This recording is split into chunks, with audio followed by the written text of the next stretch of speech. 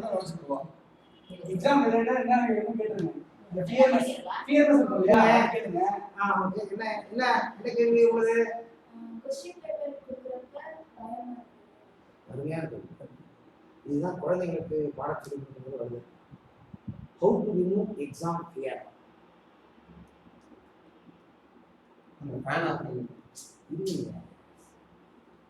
பரீட்சைனா என்ன? பரீட்சைனா பரீட்சை எக்ஸாம். பரீட்சை என்ன பரீட்சை? நம்ம படிச்சது தலையில என்ன மெமரியில இருக்கு அது உங்களால ரிகலெக்ட் பண்ண முடியுமா இல்லையான்னு டெஸ்ட் பண்றதுதான் பரீட்சை. தைரிய குறைவுக்கு காரணம் என்ன? தைரியமின்மைக்கு காரணம் என்ன? சமையலறைக்கு போறீங்க. நாங்க சமையல்லாம் பார்த்ததே இல்லை. சமையலறைக்கு போறீங்க. சமையலறையில் என்ன பண்ண போறோம்? சமையல் பண்ண போறோம். சமையல் செய்வதற்கு தேவையான சாமான்கள் சரியா இல்லைன்னா பொம்பளைங்களுக்கு டென்ஷன் ஆயிடும். கடலைப்பருப்பு இல்லை, உளுத்தம்பருப்பு இல்லை, துவரம்பருப்பு இல்லை, அரிசி கம்மியா இருக்கு, 5 பேர் சாப்பாடு கொடுத்தாங்க, சமையல் பண்ணல அப்படின்னு சொல்லிட்டு போடுவார் அப்பா. அம்மாவுக்கு டென்ஷன். என்ன பண்றதுன்னு தெரியும். கடலைப்பருப்பு போடுற இடத்துல உளுத்தம்பருப்பு போட்டுருவாங்க, உளுத்தம்பருப்புக்கு கடலைப்பருப்பு போட்டுருவாங்க. ஏதோ டென்ஷன் ஜாஸ்தி. டென்ஷன் ஜாஸ்தியாச்சுன்னா என்ன செய்யறோங்கிறத மறந்துடும். ஒண்ணு. ரெண்டாவது, ப்ரிப்பேர் பண்ணிடணும். சமையலறையில சமையல் பண்றதுக்கு முன்னாடி எல்லா ஐட்டத்தையும் எடுத்து வச்சு ரெடியா வச்சுக்கிட்டீங்கன்னா உங்களுக்கு சமையல் பண்றதுக்கு இந்த நெருப்பு பற்ற வச்சோட டென்ஷன் வராது. அதே மாதிரிதான் ப்ரிப்பரேஷன் வீக்கா இருந்ததுன்னா கண்டிப்பாக எக்ஸாமினேஷன் ஹால்ல டென்ஷன் வரும். இன்கேஸ் மற்றவங்க படிக்காத மாதிரி ரொம்ப நான் சிவியரா படிச்சிருக்கேன் அப்படின்னாலும் டென்ஷன் வரும். இவருக்கு தான் எனக்கு கேள்வி கேட்டாங்க. மனது ஸ்டக் ஆகிறதுக்கு சுமார் காரணங்கள் இருக்கு, நிறைய காரணங்கள் இருக்கு. மனது ஏன் ஸ்டக் ஆகுதுன்னு கேட்டீங்கன்னா, நிறைய விஷயங்களை கொண்டு போய் தலைக்கு போட்டுக்கிட்டே இருந்தீங்கன்னா ஒரு ரஷ், ஒரு கிளாஷ் ஆகிடும் தலையில. அதனால தலைக்கு ரெஸ்ட் கொடுக்கணும். எப்பவுமே ரெஸ்ட் இல்லாமல் எந்த வேலையுமே பண்ணக்கூடாது. படிக்கிறதுன்னு கூட டைம் டேபிளை பற்றி நான் பயிற்சியில சொல்லிக் கொடுப்பேன். ஆரோக்கியம் ஆனந்தம் மாணவர்களுக்கு சம்பந்தப்பட்ட பயிற்சி, அதில் இதெல்லாம் நான் சொல்லிக் கொடுப்பேன். படிக்கிறதுன்னா நாட் மோர் தேன் 1 hour கண்டிப்பாக படிக்கக்கூடாது. 1 மணி நேரம் படிச்சீங்கன்னா 10-15 நிமிஷம் ரெஸ்ட் கொடுக்கணும். ரெஸ்ட் கொடுத்து தான் படிக்கணும். இது என்ன வில்லா? இது என்ன அரவம் இல்லை? இது எல்லாத்தையும் போட்டு ப்ராசஸ் பண்ணி கொண்டு போய் கீழே போட்டு ரெக்கார்ட் பண்ணிக்கலாம் முடியாது. அது நம்ம மாதிரி ஒரு மனுஷன் உடம்புல இருக்கிற ஒரு உறுப்பு.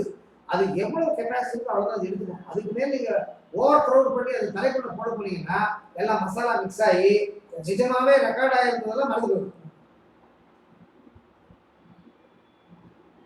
சாம்பார் சாதம், ரசம் சாதம், தயிர் சாதம், 3 சேர்த்து கஞ்சி சாப்பிட முடியுமா? ஃபர்ஸ்ட் சாம்பார் போடுறீங்க, அப்புறமா ரசம் போடுறீங்க. அந்த மாதிரி கேப் கொடுக்கணும். ஒன்னொன்றுக்கும் பாட் கேப் கொடுக்கணும். ஒட்டுக்க படிக்கக்கூடாது. ஒரே சப்ஜெக்டை ஒரு நாள் முழுவதும் படிக்கக்கூடாது. டைம் டேபிள் பிரகாரம் 1/2 மணி நேரம் 40 நிமிஷத்துக்கு மேலே ஒரு சப்ஜெக்டை டீல் பண்ணக்கூடாது. படிக்கிற டைம்ல படிக்கிற மாணவர்கள் என்ன பண்ணுவாங்க, இன்னைக்கு நான் தமிழ் படிக்க போறேன்னு காத்தால வந்து சாயங்காலம் தமிழ் புத்தகம் படிப்பாங்க. தலையில ரெக்கார்ட் ஆகாது. பாட்டா கொடுக்கணும். எப்படி சாப்பாட்டுக்கு வெரைட்டி கொடுக்குறாங்க அந்த மாதிரி மண்டைக்கும் வெரைட்டி கொடுக்கணும். அப்பதான் ரெக்கார்ட் பண்ணணும். என்ன பண்ணாது. அதனால என்ன பண்ணணும், 40 நிமிஷம் படிச்சுட்டு ஒரு 5 நிமிஷம் 10 நிமிஷம் இடத்த விட்டு எரிச்சு வந்துட்டா அம்மா சீரியல், சித்தி சீரியல், அக்கா சீரியல், அம்மா பார்த்துட்டு உட்காந்துருக்காங்க, தலைக்கிட்டு போகும்.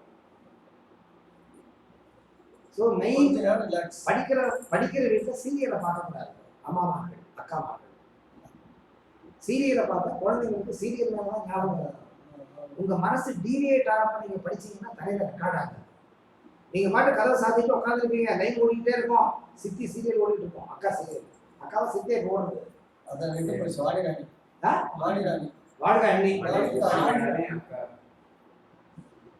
ஆம்பளைங்க வாயில சீரியல் வருதுன்னா எவ்வளவு சீரியல், பொம்பளைங்க எவ்வளவு சீரியல் பார்த்தா சீரியல் மனப்பாடமா சொல்லுவாங்க. ஒரு நிமிஷம், அந்த சீரியல் பார்க்கும்போது நான் திட்டுவேன். அந்த வாணிகாணி சீரியலை பார்த்துருக்கும் போது நான் திட்டுவேன். கேளுங்க, பார்க்காதேன்னு திட்டுவேன். இது வரைக்கும் நான் பார்த்ததில்லை. ஹலோ,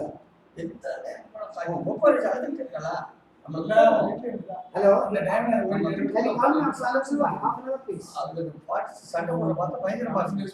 அப்ப நாங்க என்ன சொல்லுவோம், இந்த சீரியல் பார்க்காத, அப்படி நாங்க சொல்லுவோம். ஸோ பரீட்சையில அதே மாதிரி கேள்வித்தாளை எடுத்த உடனே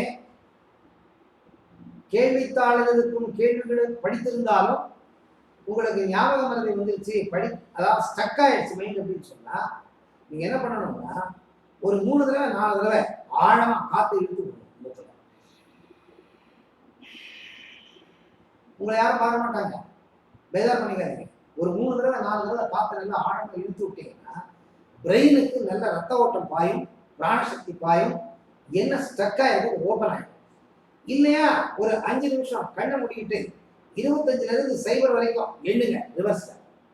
கண்ணை மூடிக்கிட்டு 25ல இருந்து 24 23 என்ன ஒரு நிமிஷம் ஆக போகுது, ஒரு நிமிஷம் கூட ஆகாது. ஒரு நிமிஷம் கூட ஆகாது. ரிவர்ஸ்ல எண்ணுங்க. என்னன்னு உடனே என்ன கிளாஷ் ஆயிருக்கு எல்லாமே கிளியர் ஆயிடும். பழைய இடத்துக்கு போய் உட்காந்துருங்க. என்ன கொஸ்டின் பேப்பர்ல கொடுத்துருக்கிற கேள்வி எது ஸ்டக் ஆயிடுச்சு அந்த கேள்விக்கு விடை எழுதுறதை விட்டுட்டு தெரிந்த விடை 24வது கேள்வி இருந்ததுன்னா 24வது கேள்வியில் இருக்கிற விடையை எழுதிருக்கு. எழுதிட்டீங்கன்னா முன்னாடி இருக்கிற கேள்விக்கு பதில் வரலன்னா கூட 24 எப்போ உங்க தலையை கொண்டு போய் அந்த ட்ராக்ல விடுவீங்க, ஆட்டோமேட்டிக்கா 1வது கேள்விக்கு பதில் வந்துடும். கன்ஃபியூஸ் பண்ணி உட்கார்றதை விட கன்ஃபியூஸ் இல்லாததுல நம்மளை போட்டு செலுத்திட்டோம்னா ஆட்டோமேட்டிக்கா விடை உங்களுக்கு கிளீனா வந்துடும். அப்படியே மீறி சில சமயம் எழுதாத படிக்காத சப்ஜெக்ட் 4 சப்ஜெக்ட் விட்டுருப்பீங்க, 4 சப்ஜெக்ட்லயே முதல் 4 கேள்வி கேட்டுட்டான். நாமெல்லாம் சூஸியா இருப்போம் படிக்கிறப்ப. 5 வருஷம் கொஸ்டின் பேப்பர் எடுக்க வேண்டியது, என்னென்ன கேள்வி கேட்டுருக்கான் எழுத வேண்டியது, கண்டினியூஸா ரிப்பீட் ஆயிருந்தா படிக்க மாட்டாங்க.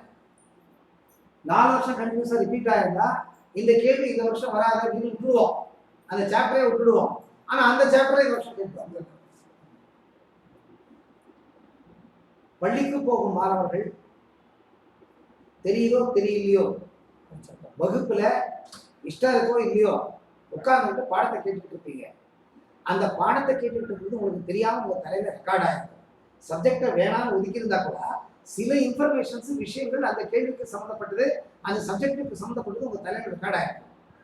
அந்த கேள்வியை பூரா நீங்க ஒதுக்கி தூரத்தள்ளுறதை விட அந்த கேள்விக்கு உங்களால முன்னால போக முடியலன்னா தெரிஞ்ச 4 பாயிண்ட் மாத்திரம் எழுதிட்டு அடுத்த கேள்வி ஒரே ஒரு மார்க் தான் வரும். 0 வாங்குறதை விட 1 பெட்டர் இல்லையா? அதனால தெரிஞ்ச விடையை எழுதிட்டு அடுத்த கேள்வி உங்களுக்கு என்ன தெரியும் அதுக்கு போங்க. பெட்டர் சாய்ஸ் எங்கன்னு கேட்டீங்கன்னா ஸ்டக்கான உடனே மனசுக்கு சாந்தி கொடுக்கணும். மனசு அண்டர்ஸ்ட் ஆயிடுச்சு, பயத்துல போய் உட்காந்துச்சு. பயத்தை விடணும்னா பிராணசக்தி உள்ள போகணும். நிறைய பிராணசக்தி உள்ள போச்சுன்னா ஆட்டோமேட்டிக்கா அந்த பயம் போயிடும். பிராணசக்தி போச்சுன்னா அக்கப்பக்கத்தை டோர் ஓப்பன் ஆகிடும். ஸோ இதான் அவங்க கேள்வி